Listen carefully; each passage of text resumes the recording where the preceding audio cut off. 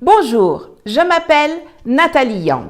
Le 30 juillet 2023, la France et la CEDEAO, en plus d'avoir pris toute une batterie de mesures plus illégales les unes que les autres, ont fixé un ultimatum de 7 jours aux nouvelles autorités du Niger pour réinstaller Mohamed Bazoum au pouvoir. Sinon, ils procèdent à une intervention militaire. L'ultimatum a expiré le dimanche 6 août, bien entendu sans résultat. Jeudi 10 août, les petits bandeurs de muscles de la CEDEAO ont donc de nouveau pollué la planète en se déplaçant une nouvelle fois à Abuja pour un énième sommet extraordinaire de leur syndicat de malfaiteurs. Au sortir de leur réunion, on est toujours au point mort. Ils annoncent l'activation de la force en attente, mais soulignent en même temps qu'ils vont continuer la discussion avec les tenants du pouvoir au Niger. Mais quelle discussion! Même un écolier de cours moyen 1 sait que si tu donnes un ultimatum à quelqu'un, c'est que tu as fermé la porte aux discussions. Vous avez dit que si vos desiderata n'étaient pas satisfaits, vous feriez la guerre. Vos desiderata n'ont pas été satisfaits, alors maintenant, il ne vous reste plus qu'à faire la guerre. Mais pourquoi ont-ils ne serait-ce qu'imaginé cette option? Qui, parmi les dirigeants de la CEDEAO, veut vraiment envoyer des troupes et pourquoi? Quelles tractations ont lieu dans les coulisses? Quels sont les vrais enjeux du Niger pour Paris, Washington et Moscou? C'est de tout cela et de bien plus dont on va parler aujourd'hui. Alors installez-vous, abonnez-vous, likez, partagez cette vidéo le plus largement possible pour que les Africains soient informés. Chers amis, imaginez que vous apprenez qu'à côté de chez vous, de l'autre côté du mur, dans la maison mitoyenne, la voisine a poignardé son mari. Qu'est-ce que vous faites? Si vous êtes quelqu'un de normal, si vous êtes doté d'un minimum d'intelligence, de raison, vous allez d'abord vous précipiter pour voir la voisine. Essayez de vous rassurer que les enfants ne sont pas en danger, de vérifier si le mari peut être envoyé à l'hôpital. Essayez de comprendre ce qui s'est passé, essayez de voir ce que vous pouvez faire pour calmer, pour apaiser la situation. Ça, c'est si vous êtes un être humain normal. Par contre, si vous vous appelez Bola Tinubu, Macky Sall, Alassane Dramane Ouattara, Patrice Talon, Nana Akufo-Addo, Umaru Sissoko Embalo, George Weah, Adama Barrow, Fogg Nassimbe, José María Neves ou Julius Maada Bio, alors, sans même lui avoir parlé, vous allez faire couper l'électricité chez la voisine, la bloquer chez elle, et son mari, et ses enfants, et ses domestiques avec elle. Vous allez empêcher les médecins de venir secourir le mari. Vous allez empêcher les enfants d'aller à l'école, empêcher la ménagère d'aller faire les courses. Vous allez braquer la banque où la famille a son argent pour lui couper les vivres. Vous menacez de venir l'agresser chez elle. Et pour lui passer ce message, vous lui envoyez quelqu'un qui n'est pas du coin, quelqu'un qui vient d'un pays voisin et qui a lui-même tué son propre père.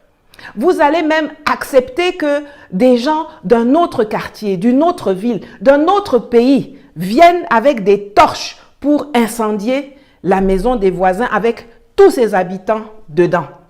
Vous-même, vous allez aussi chercher vos allumettes et votre dernier carburant pour aider les gens venus de loin à attaquer la voisine. Comme si l'incendie allait rester sur sa maison et n'allait pas se répandre chez vous et à tout le quartier. Ça là, c'est si vous êtes des décérébrés, des esclaves de maison, comme les chefs d'État de la CEDEAO. Si on prend le temps de comprendre ce qui s'est passé, on se rend compte très vite que le mari non seulement trompait sa femme, qu'il la maltraitait, qu'il la dénigrait constamment en public, mais qu'il était également celui qui envoyait ses complices pour l'agresser, pour la violer régulièrement. Celui qui protégeait les harceleurs, les assassins de ses enfants. Et alors, subitement, on se rend compte que la femme a agi en état de légitime défense. Et c'est exactement cela qui s'est passé au Niger. Mohamed Bazoum passait son temps à rabaisser son armée, à l'affaiblir. En complicité avec l'armée française, il faisait libérer les terroristes précédemment arrêtés par les forces de défense et de sécurité. Les mêmes terroristes qui massacraient les populations et tuent les soldats nigériens. Sur le tarmac de l'escadrille nationale de Niamey, les corps des 71 soldats tués soigneusement alignés. Drapés des couleurs nationales, vert, blanc et orange. Plutôt que d'exiger le départ des troupes françaises ou à tout le moins leur demander des comptes, il a préféré limoger son ministre de l'Intérieur et le patron de la gendarmerie nigérienne quand les soldats français de Barkhane ont tiré sur des civils en 2021 à Terra en tuant 3 personnes et en blessant 11 autres. Au lieu de travailler à faire sortir les Nigériens de la pauvreté et à préserver les intérêts du Niger, il était plus préoccupé à nier l'existence du mafieux système france-africain auquel il appartient et dont le capo di tutti capi, Emmanuel Macron lui-même, reconnaît pourtant l'existence. Moi, je pense que jusqu'au président Chirac, on peut considérer que il y avait une certaine relation qui était restée la même, qui avait une relative filiation avec ce qu'avait fait le général de Gaulle à travers Jacques Foccart. Mais à partir de Sarkozy, du président Sarkozy déjà, mais avec le président Hollande et le président Macron, la politique de la France vis-à-vis de l'Afrique a totalement changé. Et ce procès qu'on fait à la France est un procès, de mon point de vue, totalement injuste, excessif, qui parle d'une France qui n'est pas celle à qui nous avons affaire, nous, aujourd'hui, comme politique africaine. Nous avons trop souvent eu une logique de rente dans notre rapport au continent africain. On a considéré que parce qu'on était la France, même quand on faisait mal, même quand on était plus cher que les copains, même quand les solutions de financement étaient moins bonnes, on allait continuer d'être pris. Je le dis parce que je l'ai vu. Nous avons aujourd'hui encore trop de nos entreprises qui ne produisent pas les travaux de meilleure qualité parce que c'est l'Afrique. Je n'ai pour ma part aucune nostalgie vis-à-vis de la France-Afrique. Mais je ne veux pas laisser une absence ou un vide derrière elle. On nous casse les oreilles avec la nécessité de rétablissement de l'ordre constitutionnel. Pourtant, Mohamed Bazoum lui-même était un ardent défenseur des coups d'État au Niger et ailleurs. Écoutons-le lors des manifestations de soutien aux putschistes qui ont renversé Mamadou Tandja en 2010.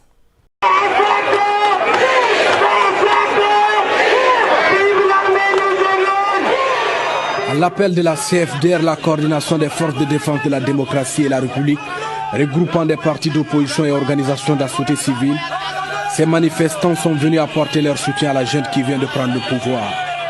Ils ont dû braver un soleil de plomb pendant de longues heures pour manifester leur joie dans une ambiance électrique.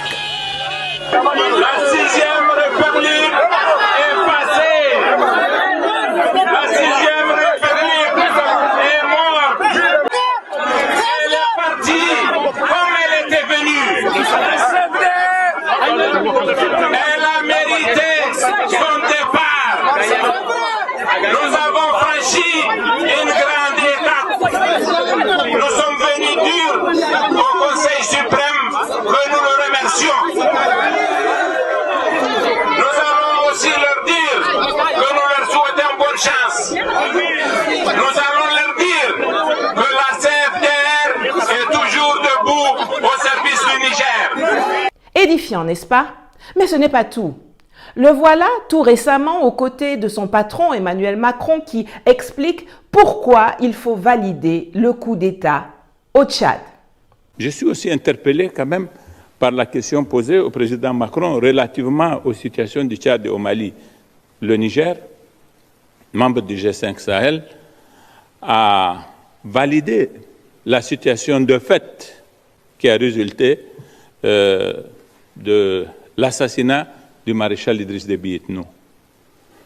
Nous aurions pu nous dire, dans le cadre de l'Union africaine, qu'il s'agit d'un coup d'État. Mais ce serait simplifier les choses que de réagir comme ça. Parce que si, lorsque le maréchal avait été tué, que les débats avaient consisté à dire qu'il faut mettre en place une transition de 90 jours, appliquer la Constitution, faire en sorte qu'on ait un président élu dans les 90 jours prévus par la Constitution, alors que le pays était agressé de l'extérieur, on le sait, et n'étant pas sûr de la cohésion de l'armée, de l'état de son moral, de ses capacités à faire face à cette situation, si c'est la Constitution dans sa lettre qui devait être appliquée, il y avait des risques que ce pays, qui constitue un pôle de stabilité dans notre zone, bascule aussi dans l'instabilité. Même si nous devrions considérer qu'il s'est agi d'un coup d'État, la raison commande que nous fassions le pari que, à la faveur de cette transition pour laquelle nous avons exprimé notre point de vue et demandé de faire les choses conformément à un certain nombre d'objectifs qui nous ont été promis et sur lesquels nous sommes en train de marcher, qu'on envisage donc une transition qui permette un dialogue et qui fasse en sorte que le Tchad ait peut-être un nouveau départ. C'est le pari que nous avons fait pour la stabilité de notre région. Depuis le 26 juillet, date du putsch au Niger, il semble être de bon ton de condamner par principe les coups d'État, même si par la suite certains vont mettre en garde contre une intervention militaire qui serait un remède encore plus dangereux que la maladie que représente le coup d'État. Personnellement, je refuse catégoriquement de condamner par principe un coup d'État. Pourquoi le devrions-nous? Macron et Bazoum, on vient de le voir, ont défendu sans complexe le coup d'État au Tchad. Les Américains ont perpétré un coup d'État en Irak en 2006, en Ukraine en 2014.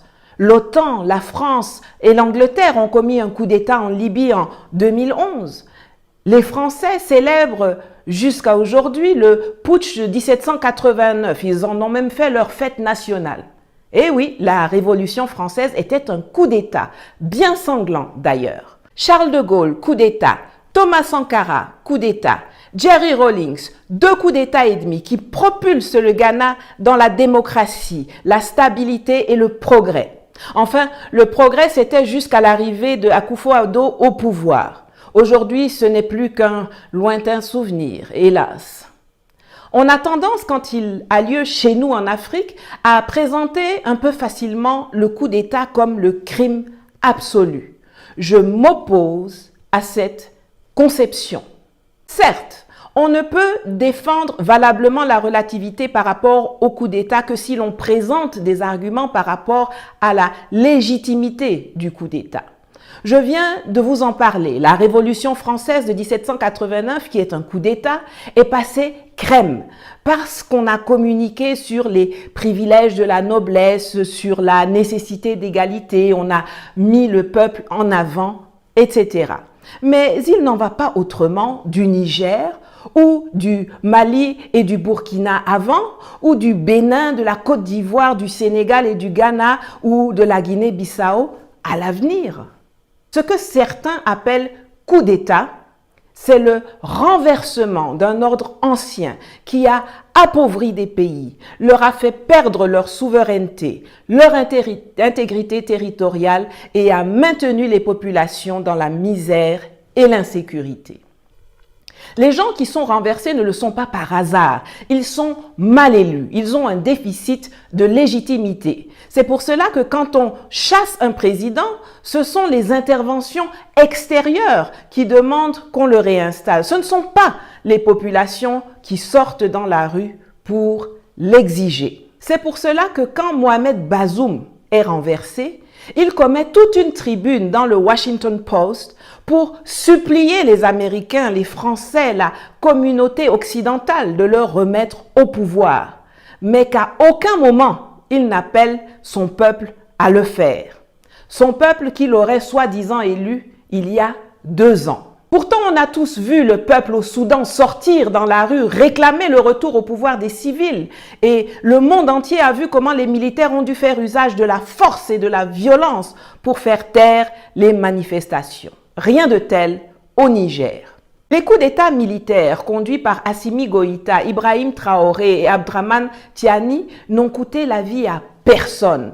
Contrairement au coup d'État constitutionnel de Alassane Dramane Ouattara, en Côte d'Ivoire, dont les supporters ont décapité Nguessan Kofi Toussaint et joué au ballon avec sa tête le 9 novembre 2020, ou aux rivières de sang déversées depuis 2021 par le démocratiquement élu Macky Sall.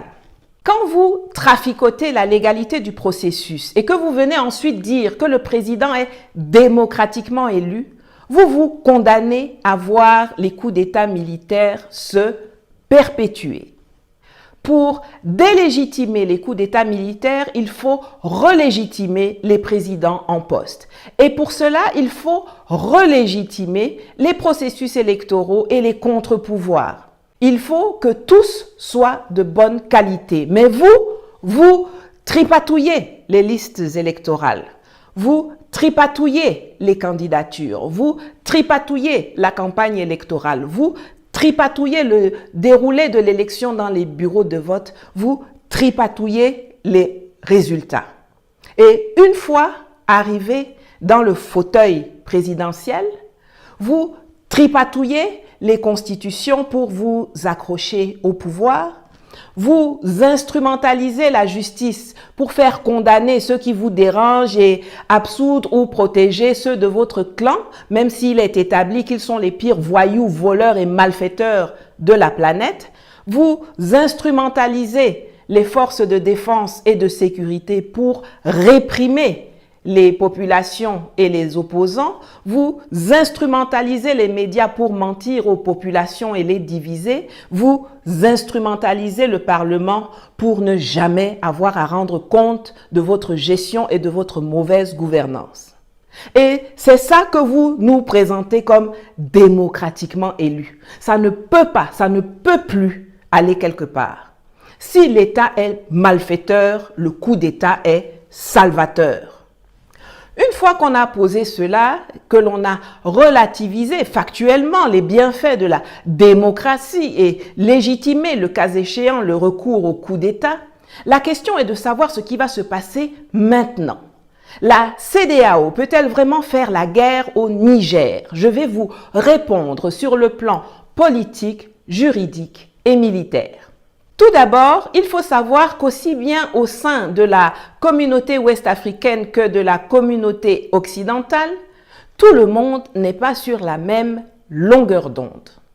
Dans la sous-région, seuls Tinubu, Sall, Ouattara, Talon, Embalo et Akufo-Addo, les plus larbins de l'hémisphère sud, sont chauds pour faire la guerre de proxy voulue par la France. Les autres sont dans la posture service minimum. Nous pas bouger. Comme Macky Sall, qui par la voix de son état-major vient d'ordonner la mobilisation des soldats en fin de mission au Mali avec l'éjection de la MINUSMA pour les redéployer au Niger, ils ont besoin d'occuper leurs armées avec des interventions extérieures pour qu'ils ne leur viennent pas à l'idée de s'inspirer de leurs voisines pour les renverser eux-mêmes. Avec l'éveil des populations africaines qui ont pris conscience de la nuisance de l'ONU et exigent le départ des casques bleus d'Afrique. Je mets d'ailleurs ici une vidéo que j'ai faite à ce sujet. Il y a de moins en moins d'opérations de maintien de la paix où on peut fourguer des éléments. Leur souci n'est donc pas Bazoum. Ils savent très bien qu'il sera exécuté à la première seconde d'une intervention militaire étrangère. Leur souci, c'est eux-mêmes. Ils craignent que la popularité et le soutien massif dont bénéficient les présidents Traoré et Goïta, non seulement auprès de leurs concitoyens, mais également dans l'opinion africaine dans son immense majorité, ne suscitent l'émulation chez leurs hommes en tenue. Ils savent très bien que pour le Niger, c'est plié. Bazoum ne reviendra pas au pouvoir. Mais c'est leur propre fauteuil qu'ils essaient de préserver. Chez les Occidentaux, on note un manque de symbiose entre la France et les États-Unis d'une part et la France et les Européens d'autre part. Les États-Unis, qui disposent de 1000 hommes et de 2 bases de drones dans le pays, ont entamé un dialogue direct avec les nouvelles autorités, contrairement aux Français qui se contentent des injonctions à distance et à travers les pantins de la CEDEAO.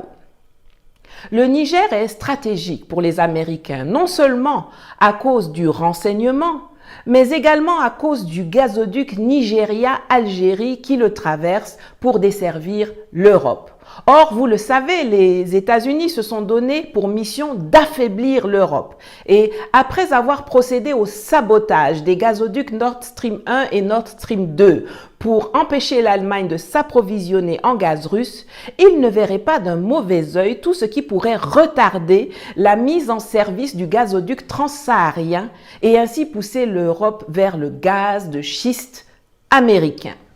De leur côté, les Allemands ont annoncé privilégier la médiation et les Italiens, par la voix de leur ministre des Affaires étrangères, ont taclé sévèrement la France en déclarant que, je cite, « l'Europe ne peut pas se permettre un affrontement armé. Nous ne devons pas être vus comme de nouveaux colonisateurs. Au contraire, nous devons créer une nouvelle alliance avec les pays africains qui ne soit pas basée sur l'exploitation. » Fin de citation. L'Algérie, la Russie et la Guinée se sont également opposés à l'option militaire, tandis que le Mali et le Burkina Faso ont prévenu qu'une agression contre le Niger serait une déclaration de guerre contre eux. Je vous remets ici la vidéo que j'ai faite à ce sujet. Ça, c'est au niveau des États. Au niveau des peuples, c'est encore plus net. Les parlementaires, les religieux, les sociétés civiles, notamment dans les pays va-t-en-guerre comme le Nigeria, le Bénin ou le Sénégal, se sont clairement exprimés contre les choix de leurs dirigeants. Et certains, comme le Jimwis nigérian, ont même été reçus en audience par le chef de la transition au Niger pour essayer de remettre la CEDEAO dans le jeu diplomatique qu'elle a perdu d'entrée. Sur le plan militaire, aucun des pays belliqueux, France y compris, ne peut gagner une guerre. S'ils le pouvaient, cela ferait longtemps qu'ils en auraient terminé avec les terroristes qui pullulent dans la zone et endeuillent la région depuis des décennies. En minorité sur le plan politique et militaire, Paris et son carteron d'esclaves de maison sont carrément hors la loi sur le plan juridique. Non seulement la CEDEAO est dans l'illégalité la plus totale en ce qui concerne les sanctions qu'elle a prises à l'endroit du peuple nigérien, mais son appareil normatif n'autorise aucune possibilité d'agression d'un pays membre de la communauté pour y rétablir l'ordre constitutionnel. Par ailleurs, le droit international est très clair à ce sujet. Aucune intervention ne peut avoir lieu sans l'approbation du Conseil de sécurité de l'ONU. L'article 53.1 de la Charte de l'ONU est sans équivoque. Lisez vous-même avec moi. Aucune action coercitive ne sera entreprise en vertu d'accords régionaux ou par des organismes régionaux sans l'autorisation du Conseil de sécurité. Fin de citation. La Russie et la Chine opposeront sans suspense leur veto, c'est donc l'impasse. Pire, les textes même de l'Union africaine sont sans embâge. L'article 20 de la Charte de l'UA stipule, je cite, « Tous les peuples ont droit à l'assistance des États parties de la présente charte dans leur lutte de libération contre la domination étrangère, qu'elle soit d'ordre politique, économique ou culturel. » Fin de citation. Mais au lieu de se tenir aux côtés du peuple nigérian, qu'on a tous vu sortir pour célébrer les auteurs du coup d'État, qu'on a tous vu sortir dans les rues pour manifester leur joie de voir Bazoum, le complice de la prédation économique étrangère, être renversé, qu'on a tous vu sortir pour manifester devant la base militaire française à Niamey pour réclamer le départ de l'armée d'occupation française, voilà ces malfaisants qui se précipitent plutôt pour agresser le peuple du Niger en le privant de médicaments, d'électricité, de contact avec l'extérieur, de nourriture, de produits de première nécessité. Tout ça pour sauver un proconsul et les intérêts de la France-Afrique et de puissances étrangères. Pour tous ces partisans de la junte, cette base militaire française de Niamey est une cible de choix, l'un des catalyseurs de leur colère. Hier, ils se sont rassemblés pour exiger encore une fois le départ immédiat des soldats français. Ce que nous demandons, c'est que les Français prennent leurs affaires ailleurs et nous rendent notre pays. Nous sommes fatigués d'eux, ils nous ont causé des problèmes. Toute la richesse de notre pays est avec eux, ils font de nous ce qu'ils veulent. Nous ne sommes plus d'accord. Les marches de soutien au CNSP se multiplient encore et encore dans la capitale Niamey. Ce jour 13 août, c'est le comité des sages de Niamey qui est sorti massivement en drainant une foule immense de la place Toumo jusqu'à la place de la Concertation, en passant par le rond-point Terrain Musulman, le rond-point Église et celui du commissariat central. Tout au long du trajet, les manifestants, pancartes en main, marchent en scandant des slogans comme « Vive le Niger »,« Vive le CNSP » ou encore « Abat les bases militaires françaises sur le territoire nigérien ».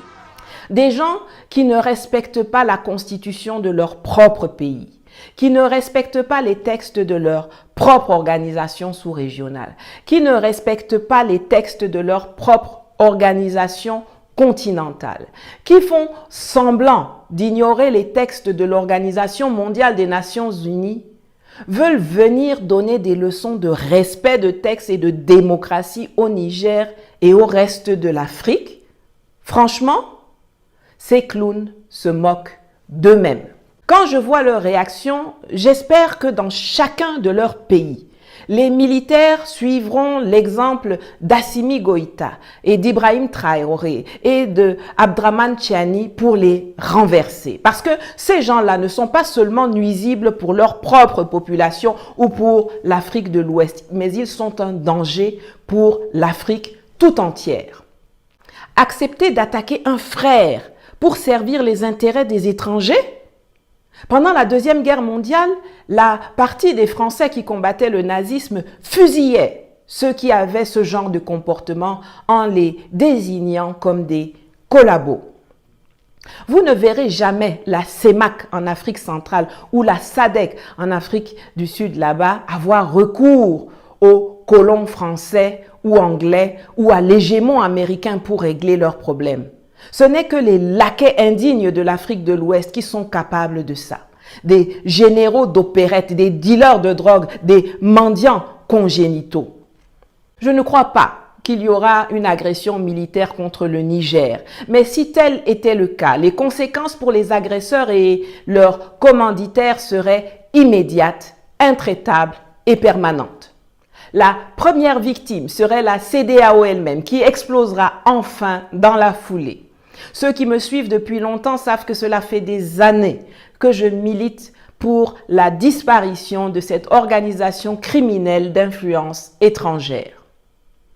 En 2023, là, ce ne seront pas seulement les Africains qui vont payer le prix de la violence et de la barbarie des Occidentaux pour empêcher l'émancipation du continent qui induit le développement industriel de l'Afrique et l'enrichissement des populations africaines. En 2023, là, ce sont les 2 yeux pour un œil et toute la mâchoire pour une dent. Voilà. N'hésitez pas à contribuer à mes cagnottes pour me permettre de continuer à produire du contenu éducatif. Merci et à très bientôt.